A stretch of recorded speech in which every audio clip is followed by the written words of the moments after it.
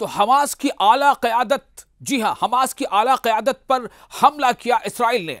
लेकिन इसराइल के इस हमले में क्या इसराइल को कामयाबी मिली, यह एक बड़ा सवाल है। लेकिन इस वक्त जो मशरिक़ वस्ता में हालात बने हुए हैं और इसराइल और हमास के बीच जो इस वक्त लगातार इसराइल हमले कर रहा है गजा में, फ़लस्तीन पर, और हमास को निशाना बनाने की कोशिश कर रहा है।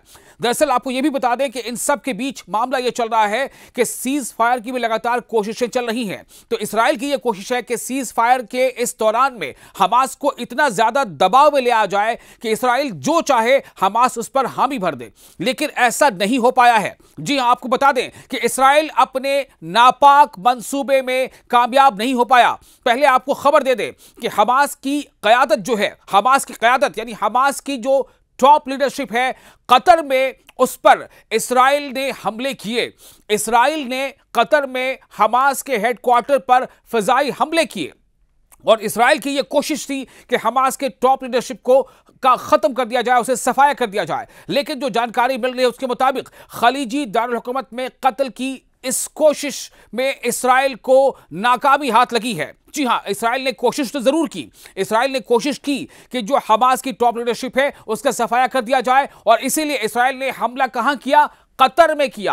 कतर के दोहा में जो हमास की जो अपना दफ्तर है, जो वहां पर हेडक्वार्टर है, वहां पर जो टॉप लीडरशिप की एक वहां मीटिंग होने वाली थी, आपस में गुफ्तगू होने वाली थी, और जो सीज फायर के अलग अलग नुकात हैं, जो टर्म्स एंड कंडीशंस हैं, उस पर वहां पर गौर ख्वास किया जाने वाला था। लेकिन इसराइल की आप देखिए कि इसराइल कितनी जो है नापाक हरकतें करता है, इसराइल की नीयत कितनी बुरी रहती है। इसराइल ने बदनीयती के साथ कतर के दोहा में हमास के टॉप लीडरशिप को निशाना बनाकर उससे चाहा कि इसका सफाया कर दिया जाए, इसका खात्मा कर दिया जाए। लेकिन कहते हैं ना कि होता वही है जो मंजूर खुदा होता है।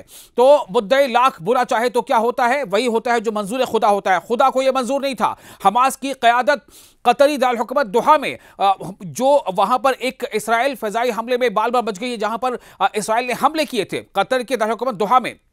फ़लस्तीनी तहरीक के करीबी ज़राए ने मिडिल ईस्ट और कई अलग अलग एजेंसीज को यह खबर दी है, बताया है कि हमले में निशाना बनाए गए तमाम सीनियर रहनुमा वो बच गए हैं, वो जिंदा हैं, सही सलामत हैं, जिनमें खलील हया, खालिद मशाल और जहीर जिब्रान और दीगर नाम शामिल हैं। एक बार फिर आपको बता दें कि ये वो टॉप लीडरशिप है जिसको इसराइल ने निशाना बनाने की कोशिश की थी।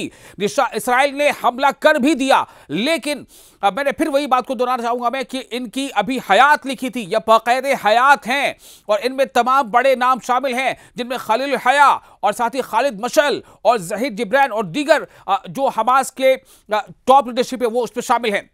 हालिया दिनों में हमास को पेश की गई गजा के लिए अमरीकी जंगबंदी की ताज़ा तरीन तजवीज़ पर गौर व फिक्र करने के लिए, तबादला ख्याल करने के लिए ये मुलाकात कर रहे थे। ये हमास की टॉप लीडरशिप आपस में वहाँ पर बातचीत करने वाले थे, कर रहे थे, और इसी दरमियान इसराइल ने जो सोचा कि इनका खात्मा कर दिया जाए ताकि हमास पर पूरी तरह से दबाव बना करके वो जिस शर्त पर चाहे, जिस कंडीशन पर चाहे, वो सीज फायर करा ले।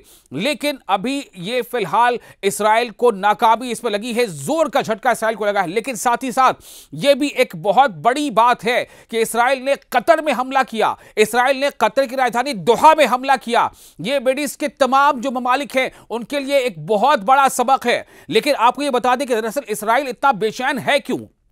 इसराइल की इतनी बेचैनी के पीछे क्या वजह है? आपको आपने बताया था कि अभी एक रोज पहले का ही वाकया है जब यरूशलेम में हमास के ही एक जो उनका अपना अलग अलग ब्रिगेड, उनमें से एक ब्रिगेड ने हमास के ब्रिगेड ने यरूशलेम में वहां पर फायरिंग की थी, जिसके नतीजे में 5 इसराइली मारे गए हैं। लेकिन रिपोर्ट्स ये भी हैं, अभी भी ये रिपोर्ट्स आ रही है कि उनमें मरने वालों की तादाद बढ़ सकती है, क्योंकि जो जख्मी है वो उनकी हालत बहुत ज्यादा अबतर है।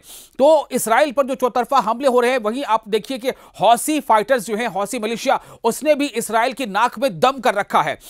हौसी ने अभी लगातार जो ताजा हमला किया है उसमें उसने ड्रोन तैयारे से रेमोन एयरपोर्ट को निशाना बनाया, इसराइल के रेमोन एयरपोर्ट को, और वो निशाना इतना जो है वो निशाने पर जाकर लगा, वो इतना अच्छे से वहां पर वो जाकर कि जैसा चाहते थे हौसी उस तरह से उसने रेमोन एयरपोर्ट को हिट किया, जिसके नतीजे में वहां पर परवाजें तितर बितर हो गई, परवाज शेड्यूल बिगड़ गया, फजाए हुदूद को बंद करना पड़ा इसराइल को। तो एक तरफ तो इसराइल को यह परेशानी हौसियों से है, दूसरी तरफ हमास ने भी जो है या उसकी जितनी शाखें हैं, जिसने उसकी अलग अलग ब्रिगेड है, चाहे अल-कसाम हो या अल-कुद्स हो, तो उसने भी इसराइल के को जो है वो दांत खट्टे कर रखे हैं। इसराइल के यरूशलेम में जो हमास के एक ब्रिगेड ने वहां पर जब हमला किया उसमें 5 से 6 इसराइली मारे गए हैं।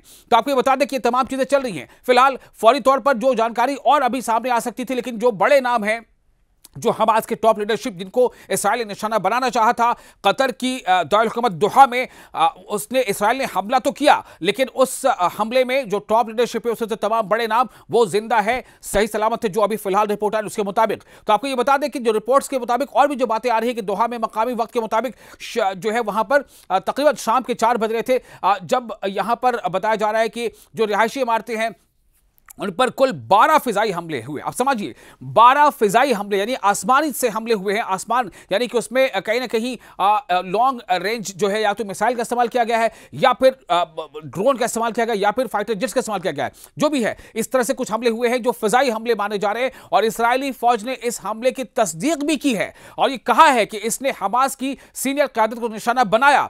लेकिन जो एजेंसी से अलग अलग उनकी जो रिपोर्ट आ रही है उसके मुताबिक इस हमले में हमास की टॉप लीडरशिप को नुकसान नहीं पहुंचा है, वो सही सलामत है। तो कतर ने सख्ती से इस हमले की मजम्मत की है, जिसे इसने बुज़दिलाना इसराइली हमला करार दिया है। कतर ने इस हमले को बुज़दिलाना इसराइली हमला करार दिया है। इस बात की तस्दीक की कि हमलों में रिहायशी इमारतों को निशाना बनाया गया जहां हमास के सियासी ब्यूरो के मुतअद्दिद अरकान रिहाइश पजीर थे।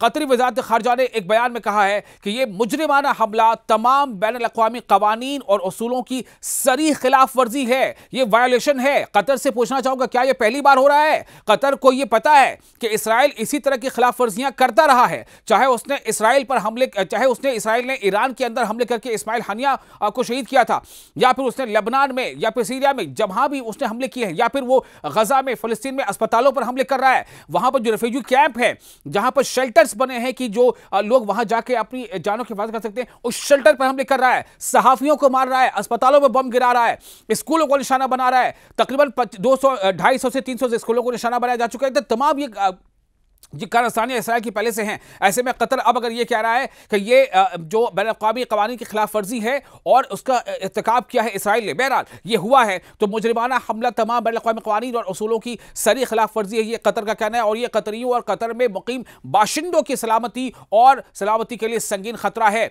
ये कतर अब कह रहा है। ये कतर को समझना चाहिए कि इसराइल की नीयत क्या है, इसराइल क्या चाहता है। वो जो चाह रहा है वो कर रहा है, जहां चाह रहा है वहां हमले कर रहा है, लेकिन वो हमास है जिसने इसराइल को नाके चनों चबवा रखी है। वो हौसी बागी है, वो हौसी फाइटर्स है, मिलिशिया है जिन्होंने इसराइल को नाके चनों चबा रखे हैं। अब तो आपको बता दें कि रियासत कतर इस हमले की शदीद मजम्मत करती है, ऐसा उसकी तरफ से बयान आया कतर की तरफ से। वो इस बात की तस्दीक करती है कि वो इसराइल के इस लापरवाह रवैये और इलाकाई सलामती में मुसलसल खलल डालने को बर्दाश्त नहीं करेगी और न ही किसी ऐसे अमल को बर्दाश्त करेगी जो कतर या किसी और की भी सलामती और खुद मुख्तारी को निशाना बनाए।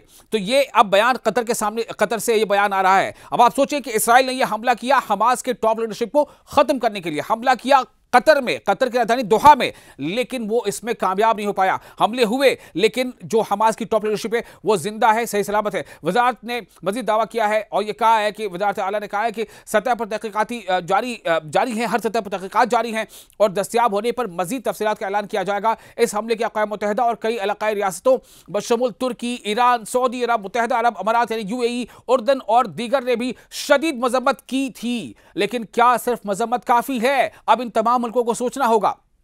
दरअसल आपको ये बता दें कि ट्रंप की जो मंजूरी मिली है, एक खाका सामने आया है जिसमें ट्रंप ने कुछ कोशिशें की हैं ऐसी कि एक सीज फायर हो जाए, और उसी के नुकात और उसके जो टर्म्स एंड कंडीशन है उस पर गौर खौफ करने के लिए जो सियासी ब्यूरो है हमास का, वो कतर की राजधानी दोहा में वहां पर बैठक करके इस पर गौर खौफ करने वाले थे। इसराइल ने सोचा कि एक अच्छा मौका है कि इनको खत्म कर दिया जाए, लेकिन वो इसमें नाकाम साबित हुआ है।